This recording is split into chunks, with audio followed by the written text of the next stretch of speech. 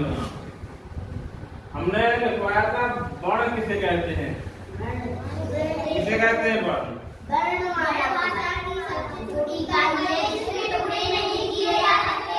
बहुत बढ़िया।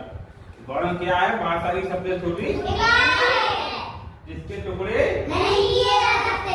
वर्ण कितने प्रकार के होते हैं? कितने प्रकार के? 3। व्याप वर्ण कितने भागों में बांटा गया? 3 भागों में। कौन? स्वर, व्यंजन और अवयववाय। अब आगे बढ़ते हैं। स्वर कितने प्रकार के होते हैं? स्वर 2 प्रकार के होते हैं, हस्त स्वर और हस्त स्वर में आते हैं छोटे वाले, छोटा आ, छोटी ई और दी।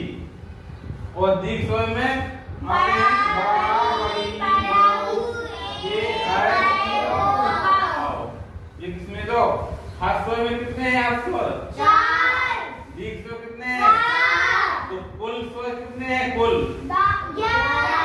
4 और 7 को जोड़े कितना हुए? और जब मानक स्वर या मूल स्वर पूछी जाए तो कितने हैं? मूल स्वर है 10, कुल स्वर है 11 और हस्त स्वर कितने हैं? तो दीर्घ स्वर कितने हैं? 4। समझ में आई? अब अपन पढ़ते हैं आगे। अब व्यंजन पे आते किस पे?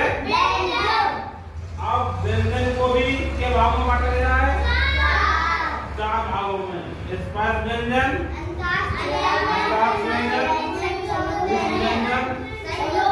संयुक्त व्यंजन, 4 भागों में बांटा गया व्यंजन को। ठीक। अब स्पर्श व्यंजन कितने होते हैं?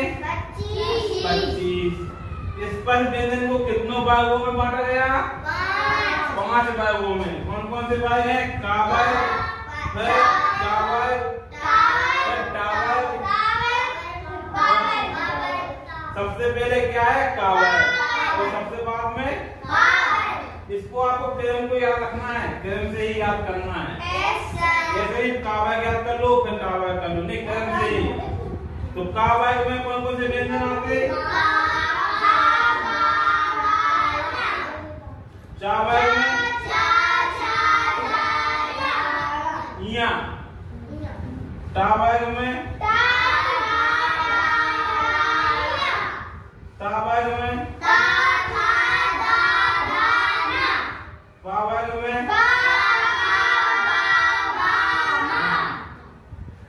अब इन सबको जोड़ेंगे, गिनेंगे तो कितने हैं ये? 25। कितने हैं? अब आओ आगे। अब क्या है? अंतःस्थ व्यंजन। ये कितने हैं? कौन कौन से? या, ला, ला, वा। अब ऊष्म व्यंजन कितने हैं? 4। कौन कौन से? संयुक्त व्यंजन कितने हैं? 4। कौन कौन से?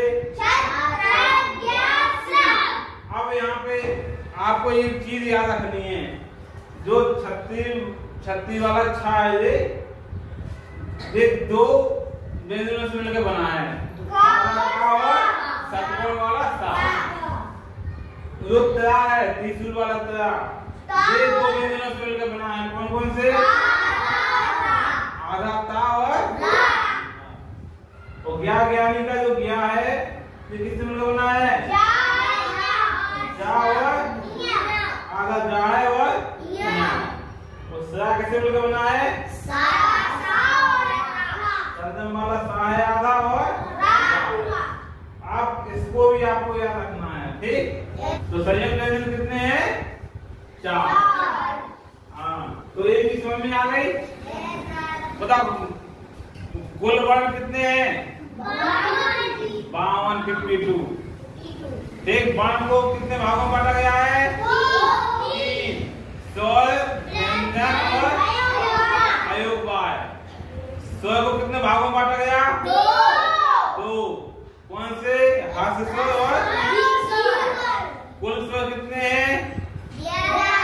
मानक स्वर कितने हैं? हस्त स्वर कितने हैं? हस्त स्वर। दीर्घ कितने हैं? मानक व्यंजन या मूल व्यंजन कितने हैं? 33। और व्यंजन को कितने भागों में बांटा गया?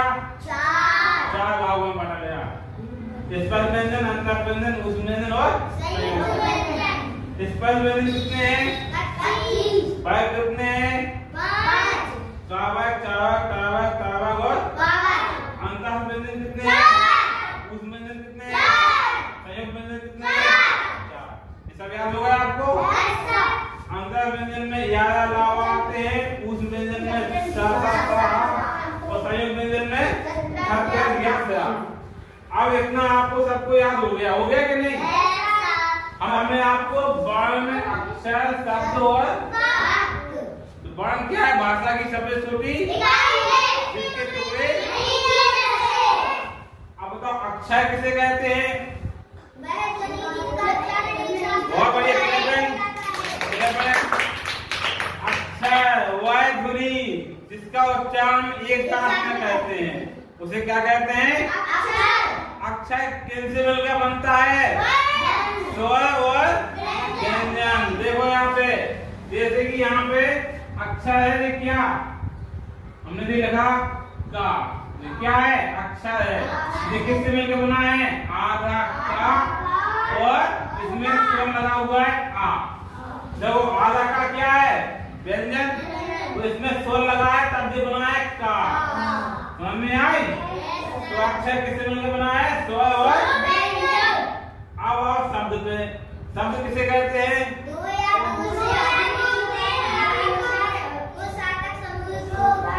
बहुत बढ़िया। 2 या 2 से अधिक नहीं, 2 या 2 से अधिक वर्ण या अक्षर के सार्थक समूह को। हाँ, और बाकी किसे कहते हैं? 2 या 2 से अधिक। अब किसको आए? शब्दों। 2 या 2 से अधिक शब्दों के सार्थक समूह को। सार्थक का मतलब होता है जिसका आयत निकले। समझ में आई? सार्थक समूह क्या बोलते हैं? 2 या 2 से अधिक सार्थक शब्दों के समूह को क्या कहते हैं? भाषा की सबसे छोटी इकाई वर्ण से बड़ी इकाई, अक्षर से बड़ी इकाई, शब्द से बड़ी इकाई। हमने आपको